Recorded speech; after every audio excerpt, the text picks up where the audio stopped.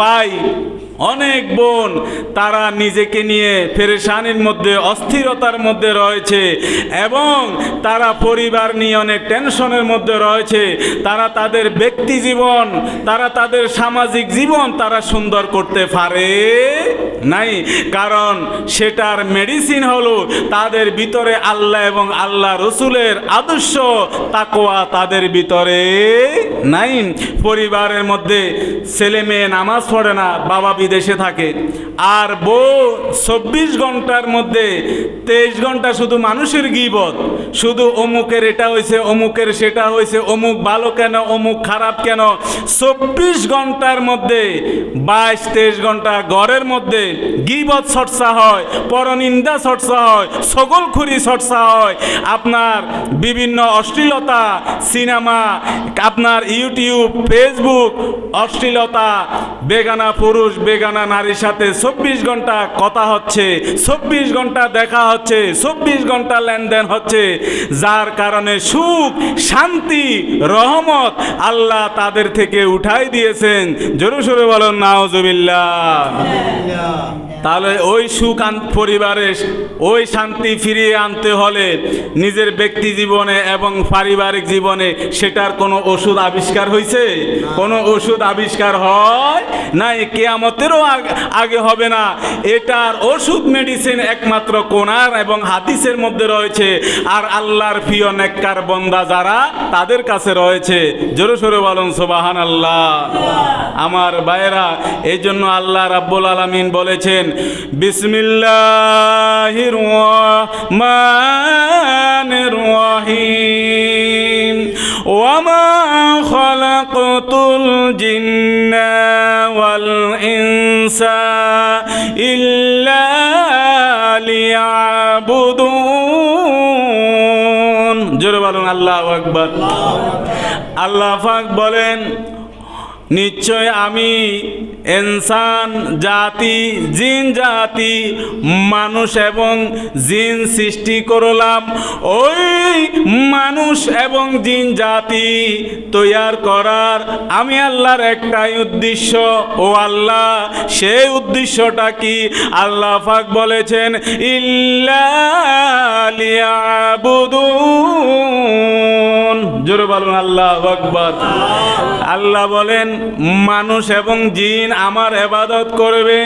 আল্লাহ একমাত্র মানুষ এবং জিনকে আল্লাহর হুকুম পালন করার জন্য সৃষ্টি করেছেন, আর মানুষের খেদমতের জন্য আল্লাহ 18,000 মাখলুকাত সৃষ্টি করে রেখেছেন। যেমন সূর্যের আলো আমার প্রয়োজন, কিন্তু আমাকে সূর্যের প্রয়োজন নাই। আমার কি সূর্যকে কি আমার দরকার? না, আমার সূর্যের দরকার। চন্দ্রের দরকার না হলে রাত্রে হাঁটতে পারবো না, সূর্য না হলে কৃষি খামার হবে না, ক্ষেত চাষবাস হবে না। আমার ভাইয়েরা, এইভাবে হাঁস মুরগি আমরা খাই, কিন্তু হাঁস মুরগি আমাদেরকে খায় না।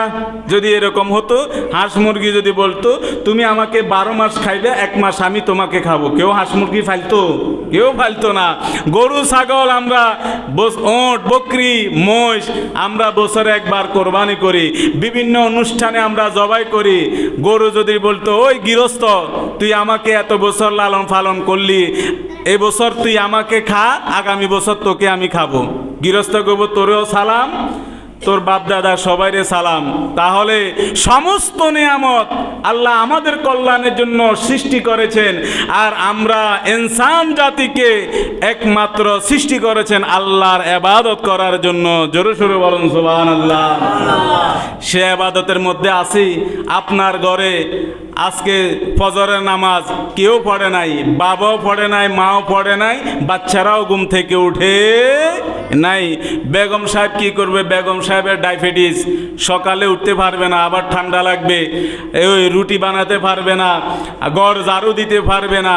আগের মুরব্বীরা ঘর ঝাড়ু দেওয়া ছাড়া, উঠান রাস্তা ঝাড়ু দেওয়া ছাড়া তারা ঘর থেকে বের হতো না। মা বোনরা আগে বোর হওয়ার আগে, মানুষ বের হওয়ার আগে তারা বের হয়ে ঘর ঝাড়ু দিত, উঠান ঝাড়ু দিত, রাস্তা পর্যন্ত ঝাড়ু দিত। মানুষ এখনো বের হয় নাই, এখনো মিটমিট করি আলো হচ্ছে, অন্ধকার দূর হয়ে যাচ্ছে, আলো সূর্য আস্তে আস্তে উঠতেছে। ওই সময় মা বোনরা সব পরিষ্কার করে রাখতো। আর এখন দেখেন আপনার রাস্তা না, আপনার উঠানের উপরে কত ময়লা, কত রকমের ফাতা, কত আবর্জনা, কত রকমের আপনার জিনিস পড়ে আছে। আপনি সেটা বাদ দেন, যদি একজন বুজুর্গ লোক, একজন নেককার বন্দা যদি আসে আর এসে যদি আপনার উঠানে ঘরে ময়লার কারণে যদি আপনাকে তহমত দেয়, আল্লাহ তো আপনার উপর গুসা হয়ে যাবে। কারণ আল্লাহ যাদের উপর সন্তুষ্ট, তারা যার উপর সন্তুষ্ট, আল্লাহ তার উপর সন্তুষ্ট হয়ে যায়। আর তারা আল্লাহর প্রিয় বন্দারা যার উপর অসন্তুষ্ট হয়, আল্লাহ তাদের উপর অসন্তুষ্ট হয়ে যায়, গজব নাজিল করে, রহমত উঠায় নে, বরকত উঠায় নে, শান্তি উঠায় নে, যার কারণে ঘরের মধ্যে, ব্যক্তি জীবনে, পারিবারিক জীবনে শান্তি নাই। এজন্য আমার ভাইয়েরা, আগের কার যুগে সব বুড়া হোক জওয়ান হোক উঠে তারা কোরআন তেলাওয়াত করত, কোরআন তেলাওয়াত শোনা যেত। রাস্তা দিয়ে হাঁটার সময় গুনগুন করে ঘর থেকে কোরআনের আওয়াজ আসতো, জিকিরের আওয়াজ আসতো। আর এখন আওয়াজ আসে ইউটিউবের, এখন আওয়াজ আসে ইউটিউবের, আপনার ডেকসেটের আওয়াজ আসে। আমার ভাইরা, বন্ধু বান্ধব গেলে কব না, ওদের টেলিভিশন মহন অনেক বড়, অনেক বড়, যার কারণে আওয়াজ শোনা যাচ্ছে। আপনাকে ধনী বলার জন্য, আপনাকে বড় লোক বলার জন্য আপনি ধর্মটাকে, আমলটাকে জবাই করে দিয়ে ইহুদি নাসারার কালচার ঘরের মধ্যে জারি করে দিয়েছেন। সুখ আসবে কোত্থেকে? ঠিক না? এজন্য আল্লাহ রাব্বুল আলামিন কোরআনুল কারীমের মধ্যে বলেছেন, বিসমিল্লাহির রহমানির রহিম, আলা বিযিকরিল্লাহি তাতমাইন্নুল কুলুব। আল্লাহ বলেছেন, আলা বিযিকরিল্লাহি, যে ব্যক্তি আমি আল্লাহকে স্মরণ করবে, কোরআন তেলাওয়াত করবে সকাল সন্ধ্যা, আল্লাহ বলেন তাতমাইন্নুল কুলুব, তার অশান্ত হৃদয়টাকে আমি শান্তি রহমত দিয়ে ভরপুর করে দিব। তার টেনশন দূর হয়ে যাবে, পেরেশানি দূর হয়ে যাবে, অস্থিরতা দূর হয়ে যাবে।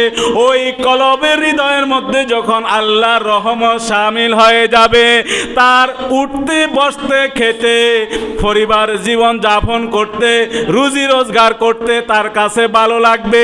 কারণ তার উপরে আল্লাহর রহমত নাজিল হয়ে গেছে। কিসের কারণে? আল্লাহর জিকির এবং কোরআন তেলাওয়াতের কারণে। আগে মুক্তবে প্রতিটা বাড়ির উঠান ছিল এক একটা মুক্তব, প্রতিটা বাড়ির উঠান ছিল এক একটা মুক্তব, প্রতিটা বাড়ির উঠান ছিল এক একটা মেজবান।